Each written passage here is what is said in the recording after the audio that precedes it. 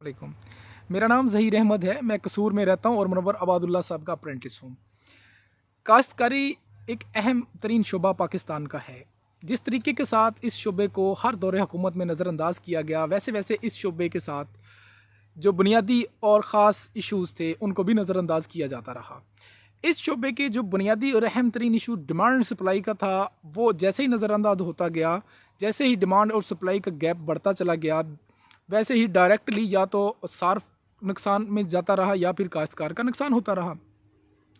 काश्तकार अपनी ज़मीनों से हासिल करदा पैदावार को जिस शेप में हासिल करता है, उनमें ग्रेन्स की सूरत होती है, उनमें वेजिटेबल्स होती हैं और फ्रूट्स होता है। ग्रेन्स की सूरत में हासिल करदा पैदावार में जो मेनली आइटम है, जो अहम तरीन है, वो हमारी गंदम है। गंदम चूँकि मुल्क की ज़रूरत का बुनियादी जुज़्व है, गंदम का इशू हर दौरे हुकूमत में एग्जिस्ट करता रहा। इसको रिजॉल्व, इस डिमांड एंड सप्लाई जो गंदम के अंदर गैप क्रिएट होता है, इसको रिजॉल्व किया जा सकता है। हम अब साइंटिफिक वेज में डाटा कलेक्ट करें कि हमारे मुल्क में ज़ेर काश्त रकबा जो गंदम का है वो कितना है हर साल, और हमारी जो ज़रूरत है वो कितनी है। सेकेंडली, हम इस इशू को रिजॉल्व कर सकते हैं अपनी काश्तकारी के अंदर पैदावार को बढ़ाकर, प्रोडक्शन को ज़्यादा करके। प्रोडक्शन ज़्यादा होने की वजह से हम इस इशू पे भी काबू पा सकते हैं। थर्डली, इस जो हमारे पास अहम है वो ये है कि हम अपने काश्तकारों को दूसरी फसलों के साथ साथ इस फसल की तरफ राग़ब करें कि गंदम की तरफ वो दूसरी फसलों को कम करके गंदम की बिजाई ज़्यादा करें। जो स्पोर्ट प्राइस है गंदम की, वो एक सफिशेंट स्पोर्ट प्राइस हो जिससे काश्तकार को फ़ायदा हो और वो दूसरी फसलों की निस्बत इसको प्रेफरेंस दे, गंदम को प्रेफरेंस दे, चूँकि ये बुनियादी है। अगर इसके अंदर इसका डिमांड सप्लाई गैप क्रिएट होता है तो मुल्क में कहत किसी सूरत हाल बर्पा हो जाती है और फिर हम इंपोर्ट करते हैं, जिससे खातर का नुकसान होता है, मुल्क का ज़र मुबादले का नुकसान होता है और महंगी आइटम गवर्नमेंट को अपने सार्फ को देना पड़ती है। सो इसी तरह से जो मेज़ है, मेज़ की मकई की जो सूरत हाल है वो मुकम्मल डिफरेंट है, वो उलट है। मकई की जो प्रोडक्शन है वो ज़्यादा होती है और मकई का जो इस्तेमाल है वो मुल्क पाकिस्तान में बहुत कम है। हमने सिर्फ़ और सिर्फ इसका इस्तेमाल आज तक जो सुना है वो मकई की रोटी की सूरत में सुना हुआ है, मकई की रोटी और सरसों के साग की सूरत में सुना है, और शायद इससे ज़्यादा आज अभी मार्केट में हमने देखा है। और मकई कॉर्न कुकिंग ऑयल अवेलेबल है, जबकि ऑल ओवर वर्ल्ड मकई एक ख़ास अहम जुज़्व है खुराक, इंसानी खुराक का। इससे 150 प्लस प्रोडक्ट्स बनती हैं। इस इशू को जो डिमांड एंड सप्लाई का है, जिससे सप्लाई ज़्यादा होती है, डिमांड कम होती है, काश्तकार को बेपनाह नुकसान हो जाता है। इसको कम किया जा सकता है स्मॉल यूनिट्स का क्याम करके। इसकी बाई प्रोडक्ट्स तैयार की जाएँ, उनको मार्केट किया जाए, उनको एक्सपोर्ट किया जाए, जिससे ज़र मुबादला भी आएगा और काश्तकारों के मसाइल पे काबू भी पाया जाएगा और इस डिमांड एंड सप्लाई इशू को भी कंट्रोल किया जाएगा। इसी तरह के साथ हमारी जो वेजिटेबल्स हैं, वेजिटेबल्स के अंदर डिमांड एंड सप्लाई का इशू हर वक्त एग्जिस्ट करता है। उसकी जो एक वजह मेनली है, क्योंकि परशेबल होने की वजह से हमारे पास जो निज़ाम है वो ऐसा है कि हम स्टोर नहीं कर सकते, हम इसको सेव नहीं कर सकते, हमें इसको प्रिजर्वेटिव जो चीज़ें हैं वो हमें इसका नॉलेज नहीं है। किसान के बस में चीज़ें नहीं है, जिसकी वजह से जब भी काश्तकार की क्रॉप वेजिटेबल्स तैयार होती है, मार्केट करता है, तो आलमोस्ट आगे पीछे 10-15 दिनों में वो हर एरियाज़ की क्रॉप तैयार हो जाती है और मंडी आ जाती है। लेट्स सपोज अगर मटर की क्रॉप है, मटर एक सर्दी की क्रॉप है और ये आलमोस्ट 5-10 दिन के गैप से मार्केट आ जाती है और मार्केट में डिमांड कम हो जाती है और सप्लाई के बढ़ने से डिमांड में फ़र्क आ जाता है, जिससे काश्तकार को बहुत ज़्यादा नुकसान होता है और डिमांड एंड सप्लाई इशू जो गैप है वो बहुत इंक्रीज़ कर जाता है। इस इशू को हल करने के लिए स्मॉल यूनिट्स जो स्टोर के जो स्मॉल परशेबल आइटम स्टोर करने के जो स्मॉल यूनिट्स हैं उनका काम किया जाए, किसान को सब्सिडी दी जाए ताकि वो जो अपनी परशेबल आइटम्स हैं उनको स्टोर कर सके और सीज़न के बाद जो ऑफ सीज़न में ये सब्जियां मुल्क की आबादी की ज़रूरत को पूरा करने के लिए अवेलेबल हों, हर वक्त मार्केट में अवेलेबल हों।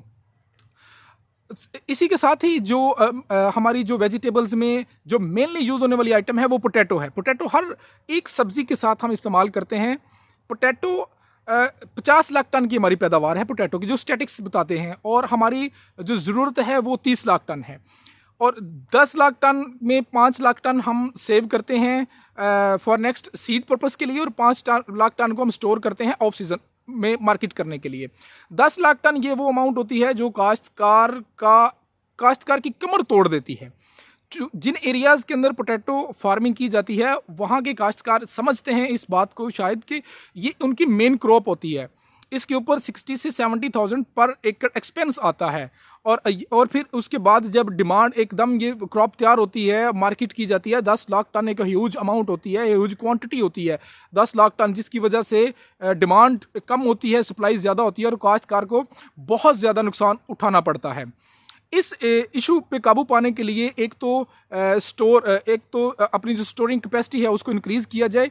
काश्तकार जो गवर्नमेंट लेवल के काम में है, वो गवर्नमेंट पर्सपेक्टिव्स में है, वो एक्सपोर्ट के ऊपर ख़ास तवज्जो दी जाए। आलू की एक्सपोर्ट में इजाफा किया जाए। उन कंट्रीज़ को फोकस किया जाए, टारगेट किया जाए जहाँ पे आलू की पैदावार नहीं होती और वो इंपोर्ट करते हैं। पॉलिसीज़ नरम की जाए, एक्सपोर्ट पॉलिसीज़ कम की जाए ताकि ज़्यादा से ज़्यादा आलू एक्सपोर्ट किया जा सके, जिससे ज़र मुबादला में इजाफा तो होगा ही, साथ में किसान भी खुशहाल होगा और डिमांड एंड सप्लाई जो गैप है, जो इशू है, वो पोटैटो की फार्मिंग के रिलेटेड वो भी कम से कम होगा, वो भी मेंटेन होगा। इसके साथ ही हमें ये इस चीज़ का शायद नॉलेज नहीं है या हमें अवेयरनेस नहीं है, ऑल ओवर द वर्ल्ड जो पोटैटो के पाउडर की शेप के अंदर जो प्रोडक्ट्स तैयार की जाती हैं, पोटैटो पाउडर की सूरत में जो पोटैटो इस्तेमाल किया जाता है, वो एक ह्यूज, उसकी जो गर्दिश अमाउंट है वो $9 बिलियन के करीब है। $9 बिलियन के करीब की जो ये अमाउंट सर्कुलेट करती है। हम जहाँ पे एक्सपोर्ट के ऑर्डर्स पकड़ते हैं पोटैटो एक्सपोर्ट के, वहीं पे हमें पोटैटो पाउडर के एक्सपोर्ट के ऑर्डर्स भी पकड़ने चाहिए और अवेयरनेस देनी चाहिए इंडस्ट्रीज़ के लोगों को, अपने फार्मर्स कम्युनिटी को। वो स्मॉल यूनिट्स बनाएं, वो पोटैटो को पाउडर की शेप में कन्वर्ट करें ताकि इसकी बाई प्रोडक्ट में इसको ला के इसकी जो हमारे पास बफर क्वांटिटी है उसको मेंटेन किया जा सके।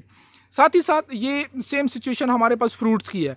जब हमारा फ्रूट तैयार होता है, जब हमारा फ्रूट, जिन एरियाज़ के अंदर फ्रूट की प्रोडक्शन होती है, वो जब तैयार हो तो बहुतात हो जाती है फ्रूट की। लाइक एप्पल का जब सीज़न होता है तो सीज़न में एप्पल बिल्कुल इंतहाई सस्ते दामों फ़रोख्त किया जाता है।